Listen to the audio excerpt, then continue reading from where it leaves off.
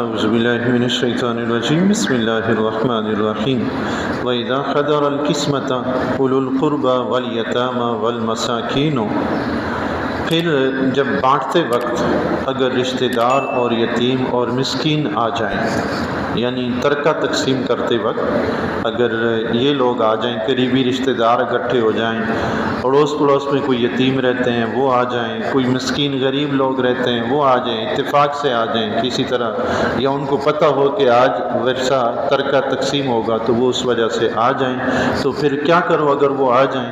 فَارْزُقُوهُم مِّنْهُ، اس ترکہ میں سے انہیں بھی کچھ دو۔ سبحان اللہ۔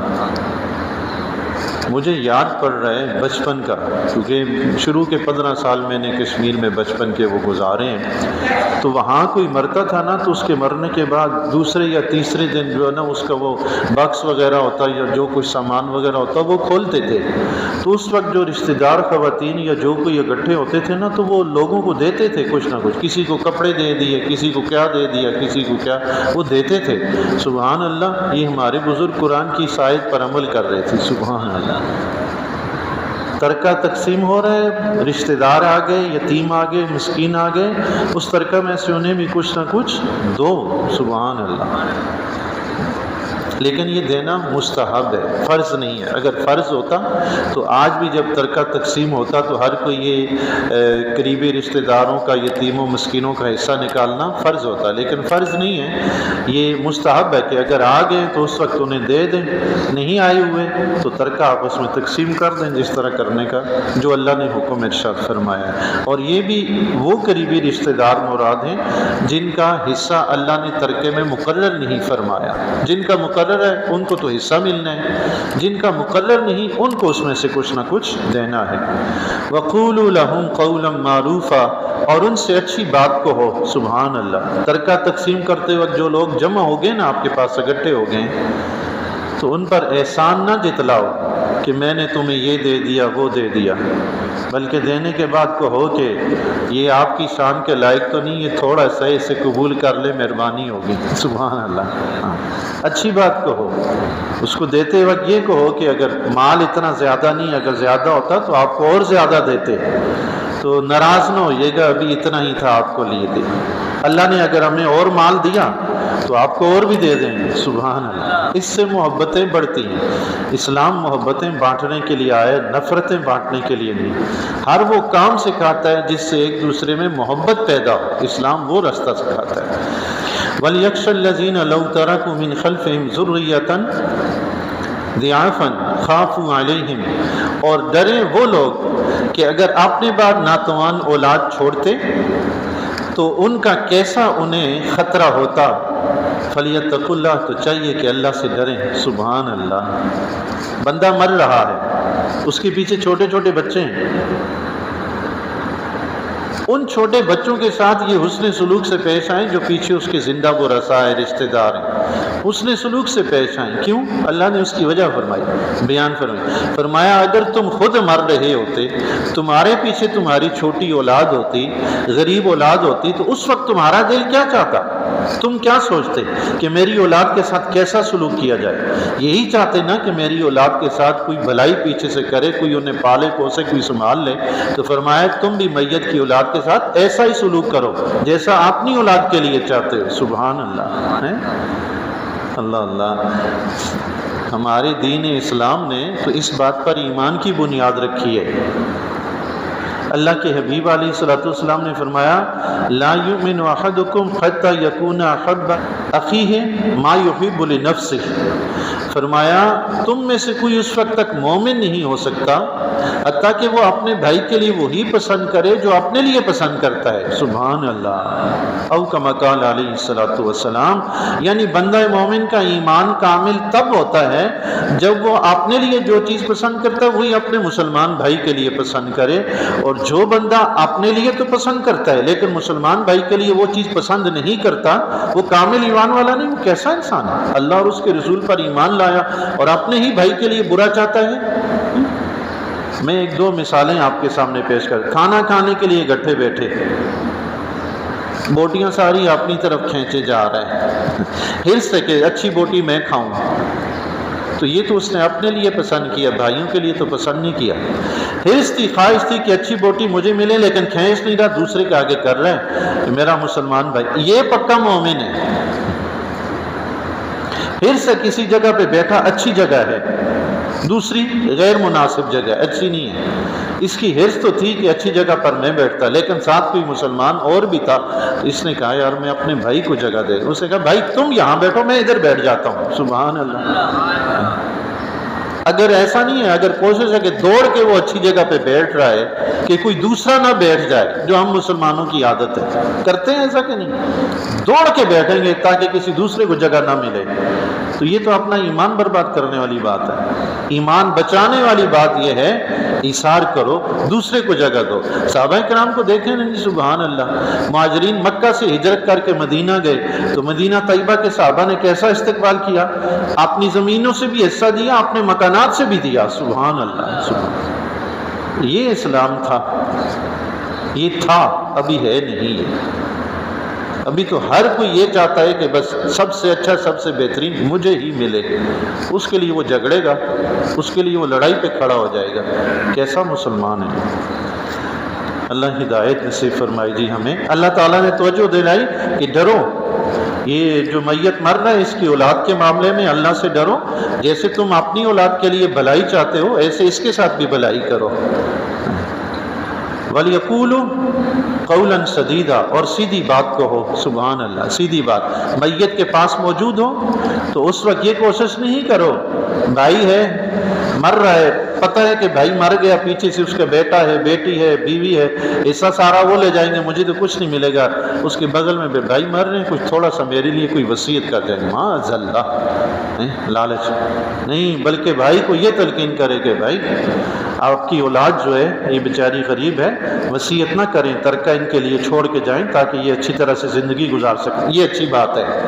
یا اگر وصیت کرنا چاہتا ہے تو اسے سمجھائے کہ بھائی اتنے زیادہ مال کی وصیت نہ کرنا، زیادہ اپنے بیوی بچوں کے لیے چھوڑو۔ یہ اچھی بات ہے میت کے پاس بیٹھے ہوئے کرنا۔ اور میت دنیا سے چلا گیا، اب پیچھے جو ورثاء ہیں یتیموں کے، تو ان کے لیے اچھی بات کہنا یہ ہے کہ ان کا خیال رکھیں، ان کی پرورش کریں، ان کے مال کی حفاظت کریں، مال کی تقسیم کاری میں دیانتداری سے کام لیں، اور ان پر دست شفقت رکھیں، ان سے پیار محبت کی بات کریں۔ بیٹا فکر نہیں کرنی، یہ تو اللہ کی طرف سے مقدر ہے، ہر ایک نے دنیا سے جانا ہے، ہم ہیں بیٹا، آپ کو جب جس چیز کی ضرورت ہو میں ہوں نا، یہ اچھی بات کہیں تاکہ بچوں کو سہارا ملے۔ سبحان اللہ۔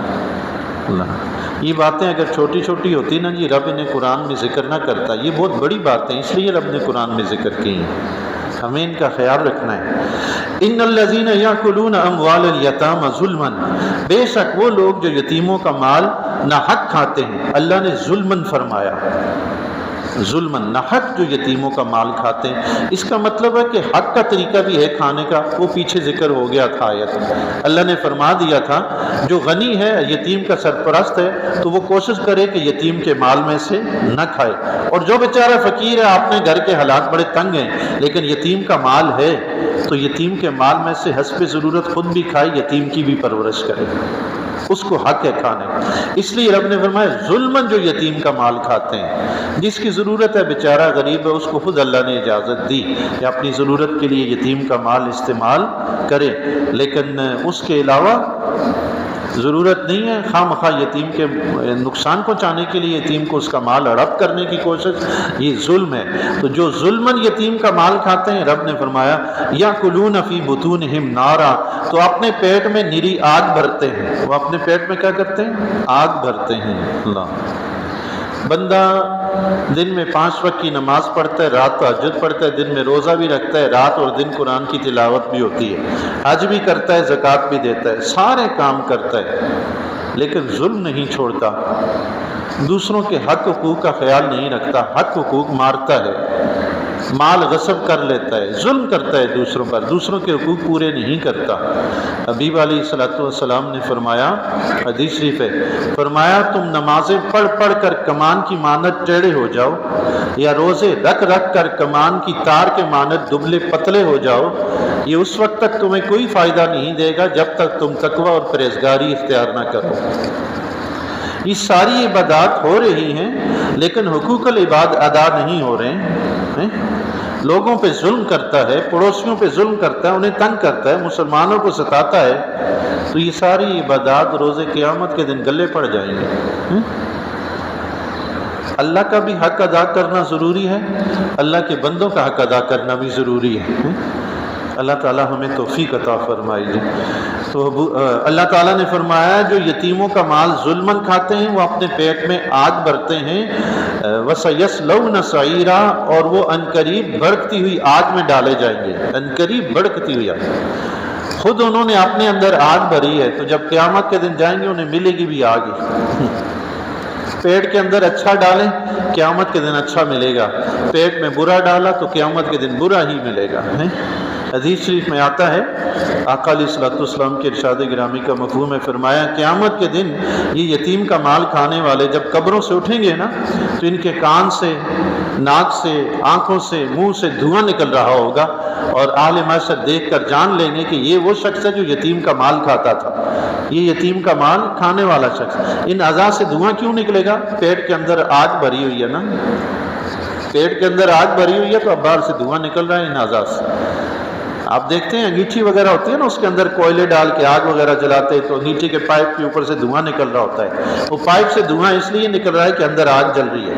اس بندے کے ناک کان منہ سے دھواں اس لیے نکل رہا ہے کہ اس کے اندر یتیم کا جو کھایا ہوا مال ہے اس کی آگ بھری ہوئی ہے۔ ایک حدیث شریف میں آتا ہے، آقا علیہ الصلوۃ والسلام نے شب معراج کے متعلق فرمایا کہ میں نے کچھ لوگوں کو دیکھا، ان کے ہونٹ اونٹ کی مانند تھے، اوپر والا ہونٹ ناک سے چپٹا ہوا تھا اور نیچے والا ہونٹ پیٹ تک لٹکا ہوا تھا، اور جہنمی فرشتے ان کے پیٹ میں، ان کے منہ میں جہنم کے کوئلے، جہنم کے انگارے اور جہنم کے پتھر ڈال رہے تھے۔ تو میں نے جبریل سے پوچھا، جبریل یہ کون لوگ ہیں؟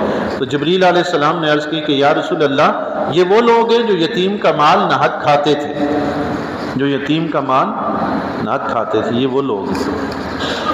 ناحق مال کھانا یتیم کا زیادہ سخت اس لیے کہ وہ بیچارہ کمزور ہے، وہ چھین نہیں سکتا، ورنہ ناحق مال کھانا کسی کا بھی جائز نہیں۔ جو بھی ناحق مال کھاتا نا وہ پیٹ میں جہنم کی آگ ہی بھرتا ہے۔ حرام کھانا جہنم میں پیٹ کی آگ بھرنا ہے۔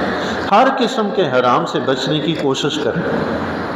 اللہ تبارک و تعالیٰ سے دعا ہے جی اللہ تعالیٰ ہمیں نہ صرف یتیموں کے بلکہ تمام مسلمانوں کے، اپنے گھر والوں کے، رشتہ داروں کے، اڑوس پڑوس کے تمام مسلمانوں کے حق حقوق ادا کرنے کی توفیق عطا فرمائے۔